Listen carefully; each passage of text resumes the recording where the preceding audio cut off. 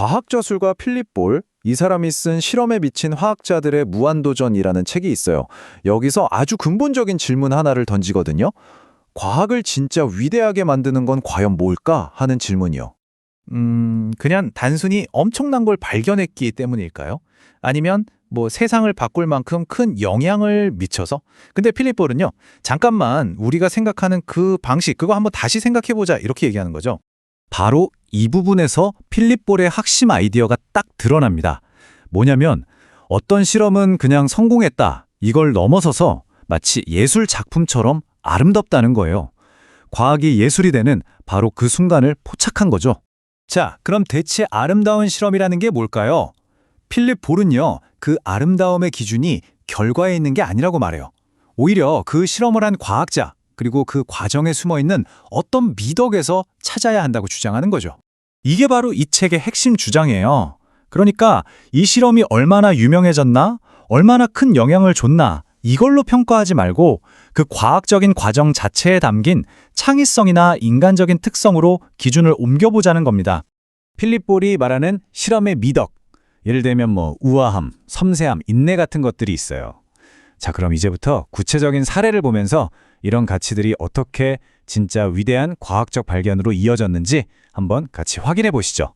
그 첫 번째 주인공, 바로 어니스트 러더퍼드입니다.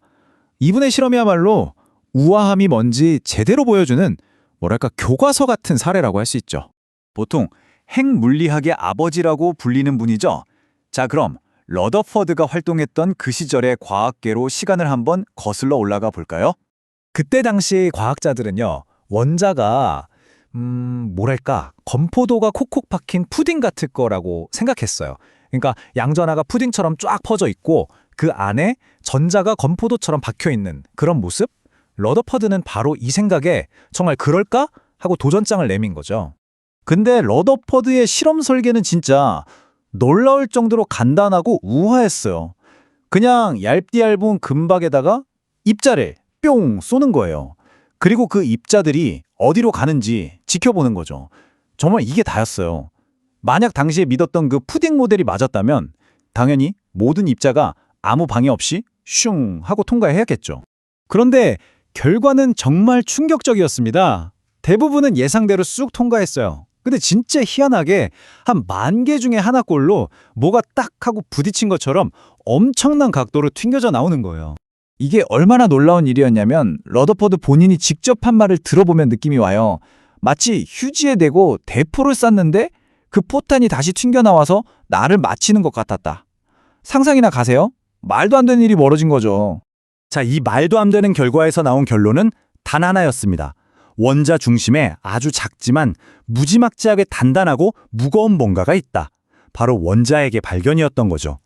보세요. 이렇게나 간단한 설계로 우주의 근본적인 비밀 하나를 풀어낸 거예요. 바로 이런 게 필립 볼이 말하는 실험의 우아함이라는 겁니다. 그런데 실험의 아름다움이 꼭 이렇게 단순함에서만 나오는 건 아니에요. 이번에는 정반대 케이스를 한번 볼까요? 헨리 캐번디시의 실험인데 여기서는 정말 지독할 정도의 정밀함, 그 꼼꼼함이 만들어내는 섬세함이라는 미덕을 만나볼 겁니다. 이 헨리 캐번디시라는 분은요, 당시에 엄청난 괴짜이자 또 엄청난 정밀함으로 유명했던 과학자였어요. 이분의 대표적인 실험이 바로 우리가 매일 마시는 이 물이 대체 뭘로 이루어져 있는지 밝혀낸 실험입니다. 그의 실험은 진짜 바늘 하나 들어갈 틈 없는 아주 세심하고 꼼꼼한 과정 그 자체였어요. 수소와 산소의 양을 정말 정밀하게 측정하고 거기에 전기불꽃을 탁 튀겨서 물을 만들어낸 거죠. 이걸 통해서 옛날부터 그냥 원소라고만 생각했던 물이 사실은 두 기체가 합쳐진 화합물이라는 걸 완벽하게 증명해낸 겁니다. 자, 이제 이 두 실험을 한번 나란히 놓고 볼까요? 러더푸드와 캐번디시. 필립 볼의 주장이 더 명확해지죠. 러더푸드의 아름다움이 번뜩이는 아이디어, 그 단순함에 있었다면 캐번디시의 아름다움은 정말 끈기 있는 정밀함, 그 세심한 과정에 있었던 거예요. 그러니까 뭘 발견했느냐 이것도 물론 중요하지만 어떻게 그 길을 갔는가, 그 방법의 아름다움이 중요하다는 거죠. 러더퍼드의 우아함 그리고 캐번디시의 섬세함, 이 두 가지 사례가 우리에게 뭘 말해주고 있을까요? 맞습니다. 바로 필립 볼이 주장했던 것처럼 과학의 예술과 만나는 바로 그 지점을 보여주는 거예요. 핵심은 바로 이거예요. 과학이라는 게 그냥 차갑고 기계적인 과정이 아니라는 거죠. 오히려 우아함, 섬세함, 인내 같은 아주 인간적인 가치들이 녹아있는 깊이 있는 창의적인 활동이라는 겁니다. 어떻게 보면 예술이랑 정말 다를 게 없는 거죠. 결국 위대한 과학의 중심에는 그 과학을 하는 사람, 그 인격과 진실성이 있다는 거예요.